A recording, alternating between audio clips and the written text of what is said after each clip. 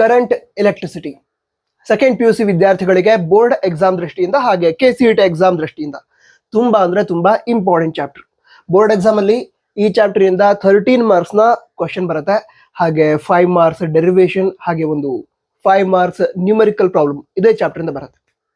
ನಂತರ KCET ಅಲ್ಲಿ ಈ ಚಾಪ್ಟರ್ ಇಂದ 5 to 6 ಮಾರ್ಕ್ಸ್ ನ ಕ್ವಶನ್ ಬರುತ್ತೆ ನಿಮಗೆ.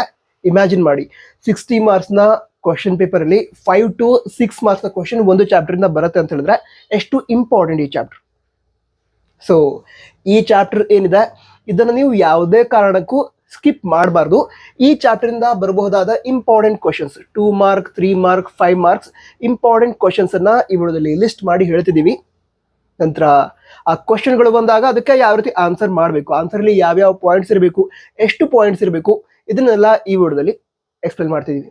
ನಂತರ ನಿನ್ನೆ ಅಪ್ಲೋಡ್ ಮಾಡಿದಂತಹ ವಿಡಿಯೋ ಏನಿತ್ತು ಎಲೆಕ್ಟ್ರೋಸ್ಟಾಟಿಕ್ ಪೊಟೆನ್ಷಿಯಲ್ ಅಂಡ್ ಕೆಪಾಸಿಟನ್ಸ್, ಹಾಗೆ ಫಸ್ಟ್ ಚಾಪ್ಟರ್ ನ ವಿಡಿಯೋನು ಕೂಡ ಮಾಡಿದ್ದೆ, ಎಲೆಕ್ಟ್ರಿಕ್ ಚಾರ್ಜಸ್ ಅಂಡ್ ಫೀಲ್ಡ್ಸ್. ಅದಕ್ಕೆ ತುಂಬಾ ಸಪೋರ್ಟ್ ಮಾಡಿದ್ದೀರಾ, ಥ್ಯಾಂಕ್ ಯು ಸೋ ಮಚ್. ಸರಿ, ಈಗ ವಿಷಯವನ್ನ ತಿಳಿದುಕೊಳ್ತಾ ಹೋಗೋದಾದ್ರೆ ಈ ಒಂದು ಚಾಪ್ಟರ್ಗೆ ಸಂಬಂಧಿಸಿದಂತೆ ನೀವು ಹೆಚ್ಚಿನದಾಗಿ ಫೋಕಸ್ ಮಾಡಬೇಕಾಗಿರೋದು 3 ಮಾರ್ಕ್ಸ್ ಕ್ವಶನ್ ಹಾಗೆ 5 ಮಾರ್ಕ್ ಕ್ವಶನ್ಸ್. ಯಾಕೆ ಗೊತ್ತಾ, ಈಗ ನೀವು 3 ಮಾರ್ಕ್ ಕ್ವಶನ್ ಅನ್ನ ಪ್ರಾಕ್ಟೀಸ್ ಮಾಡ್ಕೊಂಡ್ರೆ ಅದಕ್ಕೆ ರಿಲೇಟೆಡ್ 2 ಮಾರ್ಕ್ ಕ್ವಶನ್ ಬಂದ್ರೆ ಅದಕ್ಕೆ ನೀವು ಆನ್ಸರ್ ಮಾಡಿಬಿಡ್ಬಹುದು. ಅದಕ್ಕೋಸ್ಕರ ಈ ಒಂದು ಚಾಪ್ಟರ್ಗೆ ಸಂಬಂಧಂತೆ 3 ಮಾರ್ಕ್ಸ್ ಕ್ವಶನ್ ಹಾಗೆ 5 ಮಾರ್ಕ್ಸ್ ಕ್ವಶನ್ ಏನಿದೆ ಅದ್ರ ಮೇಲೆ ಜಾಸ್ತಿ ಫೋಕಸ್ ಮಾಡಿ. ನಂತರ 2 ಮಾರ್ಕ್ಸ್ ರಿಲೇಟೆಡ್ ಈ ಒಂದು ಚಾಪ್ಟರ್ ಇಂದ ಬರಬಹುದಾದ ಕ್ವಶನ್ ಅನ್ನ ಹೇಳೋದಾದ್ರೆ, state Kirchhoff's current law, mention it's significance. ತುಂಬಾ ವಿದ್ಯಾರ್ಥಿಗಳಿಗೆ ಕಿರ್ಚಾಫ್ಸ್ ಲಾ ಏನಿದೆ, ಕರೆಂಟ್ ಲಾ, ಅದೇ ರೀತಿ ವೋಲ್ಟೇಜ್ ಲಾ, ಅದರ ಡೆಫಿನೇಷನ್ ಗೊತ್ತಿರುತ್ತೆ, ಸ್ಟೇಟ್ಮೆಂಟ್ ಗೊತ್ತಿರುತ್ತೆ, ಬಟ್ ಅದರ ಸಿಗ್ನಿಫಿಕೆನ್ಸ್ ಗೊತ್ತಿರಲ್ಲ. ಸೊ ನಿಮಗೆ ಗೊತ್ತಿದ್ರೆ, ನೀವು ಆಲ್ರೆಡಿ ಅದನ್ನ ಓದಿದ್ರೆ ಕಿರ್ಚಾಫ್ಸ್ ಕರೆಂಟ್ ಲಾ ಅದರ ಸಿಗ್ನಿಫಿಕೆನ್ಸ್ ಏನು ಅದನ್ನ ಕಮೆಂಟ್ ಬಾಕ್ಸ್ ಬರೀರಿ. ಅದೇ ರೀತಿ ಕಿರ್ಚಾಫ್ಸ್ ವೋಲ್ಟೇಜ್ ಲಾ ಏನಿದೆ ಅದ್ರದ್ದು ಕೂಡ ಸಿಗ್ನಿಫಿಕೆನ್ಸ್ ಅನ್ನ ಕಮೆಂಟ್ ಬಾಕ್ಸ್ ಅಲ್ಲಿ ಬರೀರಿ, ಎಕ್ಸಾಮ್ ಅಲ್ಲಿ ಕೇಳ್ತಾರೆ. ಸೊ ಚೆನ್ನಾಗಿ ಪ್ರಾಕ್ಟೀಸ್ ಮಾಡಿ ಇಟ್ಕೊಂಡಿರಿ. ನಂತರ ಕೆಲವೊಮ್ಮೆ ಏನ್ ಮಾಡ್ತಾರೆ ಅಂತ ಹೇಳಿದ್ರೆ 2 ಮಾರ್ಕ್ಸ್ಗೆ state and explain Kirchhoff's current law ಆ ರೀತಿನೂ ಕೇಳ್ತಾರೆ. ಜಸ್ಟ್ ಲಾ ಬರೆಯೋದಿರುತ್ತೆ, ಆದರೆ ಸ್ವಲ್ಪ ಎಕ್ಸ್ಪ್ಲೇನ್ ಮಾಡೋದಿರುತ್ತೆ, ಸರಿನಾ? ಸೊ ಎಲ್ಲವನ್ನೂ ಕೂಡ ಕಿರ್ಚಾಫ್ಸ್ ಲಾ ಏನಿದೆ ಅದಕ್ಕೆ ಸಂಬಂಧಂತೆ ಪ್ರಾಕ್ಟೀಸ್ ಮಾಡಿ ಇಟ್ಕೊಂಡಿರಿ. ಅದರ ನೆಕ್ಸ್ಟ್ ಮುಂದಿನ ವಿಷಯ ತಿಳ್ಕೊಳ್ಳೋದಾದ್ರೆ, define the terms mobility and relaxation time. ಇದು ತುಂಬಾ ಈಸಿ ಇದೆ. ಸೊ ಡೆಫಿನೇಷನ್ ಗೊತ್ತಿರುತ್ತೆ, ನೆನಪಲ್ಲಿ ಇಟ್ಕೊಳ್ತೀರಾ, ಬರೀತೀರಾ. ಸೊ 2 ಮಾರ್ಕ್ಸ್ ಇಂದ ನಾವು ಎಕ್ಸ್ಪೆಕ್ಟ್ ಮಾಡಬೇಕಾಗಿರುವಂತಹ ಅಥವಾ ಎಕ್ಸ್ಪೆಕ್ಟ್ ಮಾಡಬಹುದಾದ ಕ್ವಶನ್ಸ್ ಇವಿಷ್ಟೇ ಅಂತ ಹೇಳಲ್ಲ. ಈಗ 3 ಮಾರ್ಕ್ಸ್ ಏನಿದೆ ಅದರಲ್ಲೂ ಕೂಡ ಕೆಲವು ಕಾನ್ಸೆಪ್ಟ್ ಅನ್ನು ನಾನು ಹೇಳ್ತಾ ಇದ್ದೀನಿ. ಸೊ ಅದಕ್ಕೆ ರಿಲೇಟೆಡ್ ಕಾನ್ಸೆಪ್ಟ್ ಏನಿದೆ ಅದನ್ನೇ 2 ಮಾರ್ಕ್ಸ್ಗೂ ಕೂಡ ಕೇಳಬಹುದು. ನಾನು ಅದನ್ನ 3 ಮಾರ್ಕ್ಸ್ ಎಲ್ಲ ಯಾಕೆ ಇನ್ಕ್ಲೂಡ್ ಮಾಡ್ಕೊಂಡೆ ಅಂತ ಹೇಳಿದ್ರೆ, ನೀವು 3 ಮಾರ್ಕ್ಸ್ಗೆ ಪ್ರಾಕ್ಟೀಸ್ ಮಾಡಿ ಇಟ್ಕೊಂಡ್ರೆ ಆ ಒಂದು ಕ್ವಶನ್ 2 ಮಾರ್ಕ್ಸ್ ಅಲ್ಲಿ ಕೇಳಿದ್ರೆ ನೀವೇನ್ ಮಾಡಬಹುದು, 2 ಮಾರ್ಕ್ಸ್ಗೆ ಆ ಒಂದು ಆನ್ಸರ್ ನ ಬರಿಬಹುದು. ಅದೇ ನೀವು 2 ಮಾರ್ಕ್ಸ್ಗೆ ಪ್ರಿಪೇರ್ ಆಗಿದ್ದೀರಾ, ಬಟ್ 3 ಮಾರ್ಕ್ಸ್ ಕೇಳಿದ್ರೆ 3 ಮಾರ್ಕ್ಸ್ ಫುಲ್ ಬರೀಲಿಕ್ಕೆ ಆಗೋ ರೀತಿ ಬರೆಯೋದಕ್ಕೆ ನಿಮ್ಮ ಹತ್ರ ಆಗಲ್ಲ.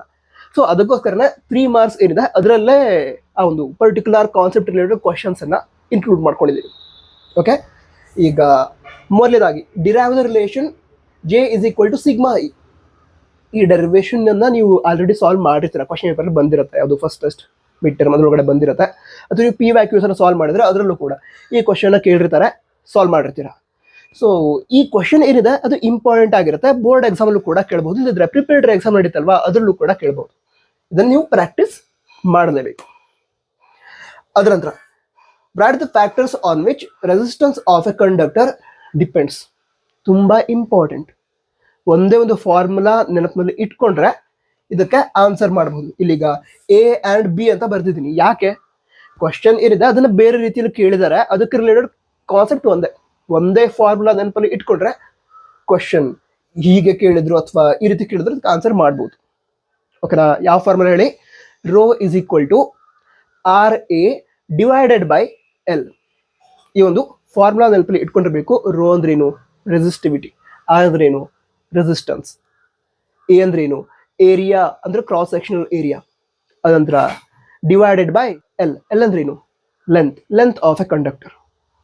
ಸೊ ಇದರ ರಿಲೇಷನ್ ಅಥವಾ ಒಂದು ಫಾರ್ಮುಲಾ ಕರೆಕ್ಟ್ ಆಗಿ ನೆನಪಲ್ಲಿದ್ರೆ ಈ ಕ್ವಶನ್ಗಳಿಗೆ ಆನ್ಸರ್ ಮಾಡಬಹುದು.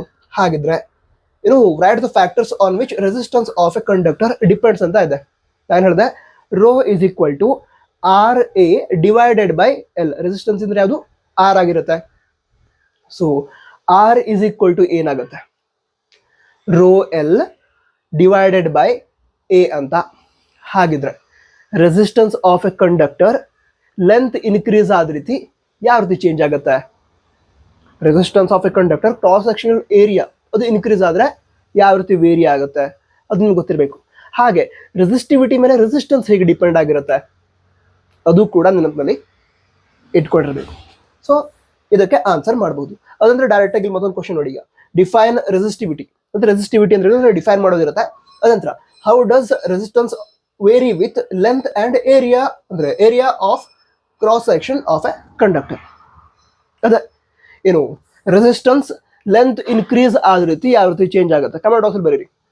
ಅದರೊಂದು ಕಂಡಕ್ಟರ್ ಇದೆ, ಅದರ ಲೆಂತ್ ಇನ್ಕ್ರೀಸ್ ಮಾಡಿದ್ರೆ ರೆಸಿಸ್ಟೆನ್ಸ್ ಏನಾಗುತ್ತೆ ಆನ್ಸರ್ನ ಕಮೆಂಟ್ ಬಾಕ್ಸಲ್ಲಿ ಬರೀರಿ. ಹಾಗೆ ಒಂದು ಕಂಡಕ್ಟರ್ ಇದೆ, ಅದರ ಕ್ರಾಸ್ ಸೆಕ್ಷನಲ್ ಏರಿಯಾ ಸ್ಟಾರ್ಟಿಂಗ್ ಅಲ್ಲಿ ಕಡಿಮೆ ಆಯಿತು, ಅದನ್ನ ಇನ್ಕ್ರೀಸ್ ಮಾಡಿಬಿಟ್ರು, ಇದರಿಂದ ರೆಸಿಸ್ಟೆನ್ಸ್ ಏನಾಗುತ್ತೆ ಕಮೆಂಟ್ ಬಾಕ್ಸಲ್ಲಿ ಬರೀರಿ.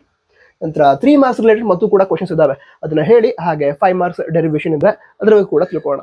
3 ಮಾರ್ಕ್ಸ್ ಅಲ್ಲಿ ಕೇಳಬಹುದಾದ ಮತ್ತೊಂದು ಕ್ವಶನ್ ಯಾವುದು ಅಂತ ಹೇಳಿದ್ರೆ, arrive at the expression for drift velocity in terms of electric field and relaxation time. Okay, so ಈ ವಿಷಯ ಗಮನದಲ್ಲಿರಲಿ. ಡ್ರಿಫ್ಟ್ ವೆಲಾಸಿಟಿ ಕೇಳಿದ್ದಾರೆ, ಬಟ್ ಇಲ್ಲಿ electric field and relaxation time ಅಂತ ಇದೆ. ಇದಕ್ಕೆ ರಿಲೇಟೆಡ್ ಡೆರಿವೇಶನ್ ನೀವೀಗ ಮೊಬಿಲಿಟಿ ಕಾನ್ಸೆಪ್ಟ್ ಏನಿದೆ NCERT ಟೆಕ್ಸ್ಟ್ ಬುಕ್ ಒಳಗಡೆ ಮೊಬಿಲಿಟಿ ಕಾನ್ಸೆಪ್ಟ್ ಏನಿದೆ ಅದನ್ನು ಓದಬೇಕಾದ್ರೆ 2 ಸ್ಟೆಪ್ ಕೊಟ್ಟಿದ್ದಾರೆ. ಹಾಗಂತ 2 ಸ್ಟೆಪ್ಪಲ್ಲಿ ಸಾಲ್ವ್ ಮಾಡಿಬಿಡಿ, ಅಂದರೆ ಸ್ವಲ್ಪ ಡೀಟೇಲ್ ಆಗಿ ಸಾಲ್ವ್ ಮಾಡಿ. ಬಟ್ ಅಲ್ಲಿ ಕೊಟ್ಟಿರುವಂತಹ ಎಕ್ಸ್ಪ್ರೆಷನ್ ಏನಿದೆ ಮೊಬಿಲಿಟಿ ಕಾನ್ಸೆಪ್ಟ್ ಎಕ್ಸ್ಪ್ಲೇನ್ ಮಾಡುವಾಗ ಕೊಟ್ಟಿರುವಂತಹ ಎಕ್ಸ್ಪ್ರೆಷನ್ ಅದನ್ನು ಇಲ್ಲಿ ಡಿರೈವ್ ಮಾಡಬೇಕು. ಕ್ಲಿಯರ್ ಆಯ್ತಾ? ಅದ್ರ next show with schematic graph variation of resistivity with absolute temperature for silicon, nichrome and copper. ನಂತರ ಈ ಒಂದು ಗ್ರಾಫ್ ಏನಿದೆ ಇದು ಇಂಪಾರ್ಟೆಂಟ್ ಆಗಿರುತ್ತೆ. ಕೆಲವೊಮ್ಮೆ ಏನ್ ಮಾಡ್ತಾರೆ ಅಂತ ಹೇಳಿದ್ರೆ 2 ಮಾರ್ಕ್ಸ್ ಅಲ್ಲಿ ಕೂಡ ಇದನ್ನ ಕೇಳ್ತಾರೆ. ಅಂದ್ರೆ ಏನೀಗ ಸಿಲಿಕಾನ್ಗೋಸ್ಕರ ಡ್ರಾ ಮಾಡಿ ಗ್ರಾಫ್ ಅನ್ನ, ಅಂದ್ರೆ variation of resistivity with temperature ಅದನ್ನ ಫಾರ್ ಸಿಲಿಕಾನ್ ಅದನ್ನ ಡ್ರಾ ಮಾಡಿ ಅಂತ ಹೇಳ್ತಾರೆ, ಅಥವಾ ಫಾರ್ ಕಾಪರ್ ಅದನ್ನ ಡ್ರಾ ಮಾಡಿ ಅಂತ ಹೇಳ್ತಾರೆ. ಸೊ ಈ ರೀತಿ ಇರುತ್ತೆ. ಅದಕ್ಕೋಸ್ಕರ ಇದನ್ನು ಕೂಡ ಪ್ರಾಕ್ಟೀಸ್ ಮಾಡಿ ಇಟ್ಕೊಂಡಿರಿ. ತುಂಬಾ ವಿದ್ಯಾರ್ಥಿಗಳು ಇದನ್ನ ಪ್ರಾಕ್ಟೀಸ್ ಮಾಡಿ ಇಟ್ಕೊಂಡಿರಲ್ಲ. ನಂತರ ಕೆಲವು ವಿದ್ಯಾರ್ಥಿಗಳಿಗೆ ಇದು ಎಲ್ಲಿದೆ ಅಂತಲೇ ಗೊತ್ತಿರಲ್ಲ. ಆ ರೀತಿ ಏನದು ಅಂತ ಹೇಳಿದ್ರೆ NCERT ಟೆಕ್ಸ್ಟ್ ಬುಕ್ ಇರೋದನ್ನ ತೆಗೆದು ನೋಡಿ, ಅಲ್ಲಿ ಕೊಟ್ಟಿದ್ದಾರೆ, ಸರಿನಾ? ಸೊ ಈ ಗ್ರಾಫ್ಸ್ ಏನಿದೆ ಅದನ್ನ ಪ್ರಾಕ್ಟೀಸ್ ಮಾಡಿ ಇಟ್ಕೊಂಡಿರಿ. ಇದುವರೆಗೆ ಪ್ರಾಕ್ಟೀಸ್ ಮಾಡದೇ ಇದ್ರೆ ಕೇಳೋ ಚಾನ್ಸಸ್ ಇರುತ್ತೆ. ಓಕೆ, ಅದಂತರ ತುಂಬಾ ಇಂಪಾರ್ಟೆಂಟ್ ಕಾನ್ಸೆಪ್ಟ್ ಈ ಒಂದು ಚಾಪ್ಟರ್ಗೆ ರಿಲೇಟೆಡ್. ಯಾವುದು? Ohm's law. ನಂತರ ಅದರ ಲಿಮಿಟೇಷನ್ಸ್. ನಂತರ ನಿಮಗೆ state and explain ohm's law ಏನಿದೆ ಅದು ಕರೆಕ್ಟ್ ಆಗಿ ಡೆಫಿನೇಷನ್ ಅಥವಾ ಸ್ಟೇಟ್ಮೆಂಟ್ ಬರೆಯೋದಕ್ಕೆ ಕರೆಕ್ಟ್ ಆಗಿ ಗೊತ್ತಿರಬೇಕು. ಹಾಗೆ ಅದರ ಮೆಥಮೆಟಿಕಲ್ ಎಕ್ಸ್ಪ್ರೆಷನ್ ಏನಿದೆ ಅದು ಕೂಡ ಗೊತ್ತಿರಬೇಕು, ಸರಿನಾ? ಈಗ ಎಕ್ಸಾಮಲ್ಲಿ state and explain ohm's law ಅಂತ ನಿಮ್ಗೆ ಕೊಟ್ಟಿರ್ತಾರೆ, ಅವಾಗ ಓಮ್ಸ್ ಲಾ ಬರೀತೀರಾ, ಕರೆಕ್ಟಾಗಿ ಬರೀತೀರಾ. ಅದರ ಮೆಥಮೆಟಿಕಲ್ ಎಕ್ಸ್ಪ್ರೆಷನ್ ಬರೀತೀರಾ, ಅದರಲ್ಲಿ ಇರುವಂತಹ ಟರ್ಮ್ಸ್ ಏನಿದೆ ಅದನ್ನು ಕೂಡ ಬರೀಬೇಕು. ನಂತರ ಲಿಮಿಟೇಷನ್ಸ್ ಏನಿದೆ, ಕೆಲವೊಮ್ಮೆ 3 ಮಾರ್ಕ್ಸ್ ಕ್ವಶನ್ ಅಲ್ಲಿ write 3 limitations of ohm's law ಅಂತೇಳಿ ಕೇಳ್ತಾರೆ. ಅಂದ್ರೆ ಅವರು ಓಮ್ಸ್ ಲಾನ ಬರಿ ಅಂತ ಹೇಳಲ್ಲ, ಡೈರೆಕ್ಟ್ ಆಗಿ 3 ಲಿಮಿಟೇಷನ್ಸ್ ಅನ್ನೇ ಬರೀರಿ ಅಂತ ಹೇಳ್ತಾರೆ. ಆ ಟೈಮಲ್ಲಿ ನೀವೇನು ಮಾಡಬೇಕಾಗತ್ತೆ, ಲಿಮಿಟೇಷನ್ಸ್ ಅನ್ನಷ್ಟೇ ಬರಿಬೇಕಾಗತ್ತೆ. ಅದಕ್ಕೋಸ್ಕರ ನೀವೇನು ಮಾಡಬೇಕು ಅಂತ ಹೇಳಿದ್ರೆ ಲಿಮಿಟೇಷನ್ಸ್ ಏನಿದೆ 3 ಪಾಯಿಂಟ್ಸ್ ಎಲ್ಲವನ್ನೂ ಕೂಡ ನೆನಪಿನಲ್ಲಿ ಇಟ್ಕೊಂಡ್ರಿ. ನಾನು ಒಂದೇ ಓದ್ಕೊಂಡು ಹೋಗ್ತೀನಿ, 3 ಲಿಮಿಟೇಷನ್ಸ್ ನಿಮ್ಗೆ ಗೊತ್ತಿರಬೇಕು. ಅದಂತರ ಈ ಲಾನ ಎಕ್ಸ್ಪ್ಲೇನ್ ಮಾಡೋದಕ್ಕೆ ಅದರ ಮೆಥಮೆಟಿಕಲ್ ಎಕ್ಸ್ಪ್ರೆಷನ್ ಹಾಗೆ ಅದರಲ್ಲಿ ಇರುವಂತಹ ಟರ್ಮ್ಸ್ ನಿಮಗೆ ಗೊತ್ತಿರಬೇಕು. ನಂತರ ಈ ಓಮ್ಸ್ ಲಾ ರಿಲೇಟೆಡ್ ಮತ್ತೊಂದು ಕ್ವಶನ್ ಕೂಡ ಕೇಳ್ತಾರೆ. ಏನಂತ ಹೇಳಿದ್ರೆ what is ಓಮಿಕ್ device, give one example ಅಂತ ಕೇಳ್ತಾರೆ. ಸೊ ಎಕ್ಸಾಂಪಲ್ ಕೂಡ ಗೊತ್ತಿರಬೇಕು, ಓಮಿಕ್ ಡಿವೈಸ್ ಅಂದ್ರೆ ಏನು ಅದು ಕೂಡ ಗೊತ್ತಿರಬೇಕು. Next question, derive the expression for current in terms of drift velocity. ಇದು ಕೂಡ ಡೆರಿವೇಶನ್ ನ ಪ್ರಾಕ್ಟೀಸ್ ಮಾಡಿ ಇಟ್ಕೊಂಡ್ರಿ. ಈಗ I = NEAVD ಅಂತ ಏನು ಎಕ್ಸ್ಪ್ರೆಷನ್ ಬರುತ್ತೆ ಅದನ್ನ ಡಿರೈವ್ ಮಾಡಬೇಕು. ಸಿಂಪಲ್ ಇದೆ, ಪ್ರಾಕ್ಟೀಸ್ ಮಾಡಿ ಇಟ್ಕೊಂಡ್ರಿ. ಈಗ 5 ಮಾರ್ಕ್ಸ್ ಕ್ವಶನ್ಸ್ ಯಾವ್ಯಾವುದು ಕೇಳಬಹುದು ಅದನ್ನ ಎಕ್ಸ್ಪ್ಲೇನ್ ಮಾಡ್ತೀರಿ. ಅದಕ್ಕಿಂತ ಮೊದಲು ಈಗ ಎಕ್ಸ್ಪ್ಲೇನ್ ಮಾಡ್ತಿದ್ದೀವಲ್ಲ, ಅದು ನಿಮ್ಗೆ ಹೇಗೆ ಅನಿಸ್ತಾ ಇದೆ? ವಿಡಿಯೋ ಇಷ್ಟ ಆಗ್ತಾ ಇದೆಯಾ ಅಥವಾ ನಿಮಗೆ ಎಕ್ಸಾಮ್ ಹೆಲ್ಪ್ ಆಗೋದು ಅನಿಸ್ತಾ ಇದೆಯಾ? ಇದನ್ನ ಕಮೆಂಟ್ ಬಾಕ್ಸಲ್ಲಿ ಬರೀ. ಓಕೆ, ಸರಿ. ಈಗ 5 ಮಾರ್ಕ್ಸ್ ಕ್ವಶನ್ ನಾವು ತಿಳಿದುಕೊಳ್ತಾ ಹೋಗೋಣ. ಈಗ 5 ಮಾರ್ಕ್ಸ್ ಕ್ವಶನ್ಸ್ ಏನಿದೆ ಅದರ ವಿಷಯಕ್ಕೆ ಬಂದ್ರೆ, ಇದರಲ್ಲಿ ಯಾವುದು ತುಂಬಾ ಇಂಪಾರ್ಟೆಂಟ್ ಅಂತ ನಿಮಗೆ ಆಲ್ರೆಡಿ ಗೊತ್ತಿರುತ್ತೆ. ಯಾಕಂತ ಹೇಳಿದ್ರೆ ಕಾಲೇಜಲ್ಲಿ ಹೇಳಿರ್ತಾರೆ, ಇಲ್ಲದ್ರೆ PYQ ಚೆಕ್ ಮಾಡಿದಾಗ ನಿಮಗೂ ಕೂಡ ಗೊತ್ತಾಗಿರುತ್ತೆ. ಇಲ್ಲಿ ಮೊದಲೆರಡು ಬರೆದಿರುವಂತಹ ಕ್ವಶನ್ಸ್ ಏನಿದೆ ಅದು ತುಂಬಾ ಇಂಪಾರ್ಟೆಂಟ್ ಕ್ವಶನ್ಸ್. ಯಾಕಂದ್ರೆ ಎಕ್ಸಾಮ್ ಅಲ್ಲಿ 5 ಮಾರ್ಕ್ಸ್ ಡೆರಿವೇಶನ್ ಏನಿದೆ ಅದು ರಿಪೀಟೆಡ್ಲಿ ಬರ್ತಾ ಇರುತ್ತೆ. ಓಕೆನಾ? ಅಂದ್ರೆ ವೀಟ್ಸ್ಟೋನ್ ಬ್ರಿಡ್ಜ್ ಬ್ಯಾಲೆನ್ಸ್ಡ್ ಕಂಡೀಷನ್, ಇದಕ್ಕೆ ರಿಲೇಟೆಡ್ ಡೆರಿವೇಶನ್ ಮಾಡೋದಕ್ಕೆ ಹೇಳ್ತಾರೆ. ನಂತರ ಇದನ್ನು ಡಿರೈವ್ ಮಾಡಬೇಕಾದ್ರೆ ಒಂದು ವಿಷಯ ಗಮನದಲ್ಲಿ ಇರಲಿ. ನೀವೇನು ಡಿರೈವ್ ಮಾಡ್ತಿರ್ತೀರಾ ಅದು ಅಲ್ಲಿರುವಂತಹ ಡಯಾಗ್ರಾಮ್ಗೆ ಡೈರೆಕ್ಟ್ಲಿ ಲಿಂಕ್ ಇರುತ್ತೆ. ಸೊ ನೀವೀಗ ಡಯಾಗ್ರಾಮ್ ಅಲ್ಲಿ ಏನು ಬರ್ದಿದ್ದೀರೋ ಅಂದ್ರೆ ಏನು ಲೇಬಲಿಂಗ್ ಮಾಡಿದಿರೋ ಅದಕ್ಕೆ ರಿಲೇಟೆಡ್ ಡೆರಿವೇಶನ್ ಮಾಡಬೇಕು. ಈಗ ಕೆಲವು ವಿದ್ಯಾರ್ಥಿಗಳು ಡಯಾಗ್ರಾಮಿಗೆ ಬಿಡಿಸಲ್ಲ, ಡೆರಿವೇಶನ್ ಮಾಡ್ತಾರೆ, ಮಾರ್ಕ್ಸ್ ಕೊಡಿ ಅಂತ ಹೇಳ್ತಾರೆ. ಯಾರು ಮಾರ್ಕ್ಸ್ ಕೊಡ್ತಾರೆ? ಕೊಡಲ್ಲ, 0 ಮಾರ್ಕ್ಸ್ ಬೀಳುತ್ತೆ. ಯಾಕಂತ ಹೇಳಿದ್ರೆ ಅಲ್ಲಿ ಡಯಾಗ್ರಾಮ್ ಇಲ್ಲ ಅಂತ ಹೇಳಿದ್ರೆ ನೀವು ಮಾಡಿದಂತಹ ಡೆರಿವೇಶನ್ಗೆ ಮೀನಿಂಗೇ ಇರಲ್ಲ. ಓಕೆ, ಅದಕ್ಕೋಸ್ಕರ ಮೊದಲನೇದಾಗಿ ಡೆರಿವೇಶನ್ ಮಾಡೋಕ್ಕಿಂತ ಮೊದಲು ಡಯಾಗ್ರಾಮ್ ಅನ್ನ ಕರೆಕ್ಟ್ ಆಗಿ ಪ್ರಾಕ್ಟೀಸ್ ಮಾಡ್ಕೊಳ್ಳಿ. ಹಾಗೆ ಡಯಾಗ್ರಾಮ್ ಅಲ್ಲಿ ಲೇಬಲಿಂಗ್ ಮಾಡೋದು ಏನಿರುತ್ತೆ, R1, R2, R3, R4, ಹಾಗೆ ಗ್ಯಾಲೋಮೀಟರ್ G ಅಂತ ಏನು ರಿಪ್ರೆಸೆಂಟ್ ಮಾಡ್ತೀರಾ, ಸೊ ಅವೆಲ್ಲ ಎಲ್ಲಿರುತ್ತೆ ಅದೆಲ್ಲ ಕರೆಕ್ಟ್ ಆಗಿ ನೆನಪಿನಲ್ಲಿ ಇಟ್ಕೊಂಡಿರಿ. ನಂತರ ಆ ಒಂದು ವೀಟ್ಸ್ಟೋನ್ ಬ್ರಿಡ್ಜ್ ನೆಟ್ವರ್ಕ್ ಏನಿದೆ ಅದನ್ನು ಕೂಡ ಕೆಲವೊಮ್ಮೆ 2 ಮಾರ್ಕ್ಸ್ ಕೇಳ್ತಾರೆ. ಜಸ್ಟ್ ನೆಟ್ವರ್ಕ್ ಅನ್ನ ಡ್ರಾ ಮಾಡೋದಿರುತ್ತೆ. ಸರಿ, ಅಂದ್ರೆ ಡಯಾಗ್ರಾಮ್ ಅನ್ನು ಡ್ರಾ ಮಾಡೋದಿರುತ್ತೆ. ಡಯಾಗ್ರಾಮ್ ಡ್ರಾ ಮಾಡಿ ಲೇಬಲಿಂಗ್ ಮಾಡ್ತೀರಾ ಆ ರೀತಿ. ಓಕೆನಾ?